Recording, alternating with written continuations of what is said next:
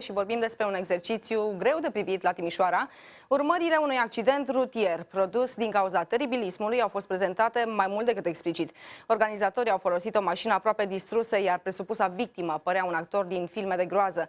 Chiar dacă a fost vorba de o simulare, vă avertizăm că imaginile vă pot afecta emoțional.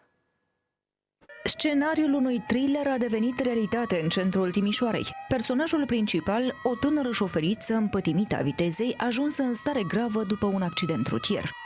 Ușor, stop, 2, 3 și stop, grijă la picioare, da?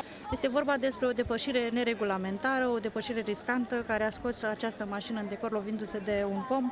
Machiajul profesionist și o mașină distrusă au arătat tuturor ce efecte poate avea un astfel de accident. La fiecare intervenție ne confruntăm cu asemenea imagini. A fost făcută și această aplicație să conștientizeze populația ce se poate întâmpla dacă nu conduce în siguranță. Văzând de la depărtare, așa, chiar crezi că este adevărat și te înspăimânți și te gândești, oare chiar la consecințele unui accident adevărat? Trebuie omul să fie atent, să nu bea, să nu vorbească la telefon. De la începutul acestui an, în județul Timiș, 15 oameni au murit în accidente de mașină, iar 77 au fost răniți grav. 2015 a avut o creștere de 75% până în luna septembrie, iar în luna decembrie a avut o creștere de 50% vis-a-vis de anul raportat anterior, 2014. Simularea efectelor unui accident rutier a fost organizată de o asociație care militează pentru siguranța în trafic, ajutată de pompieri.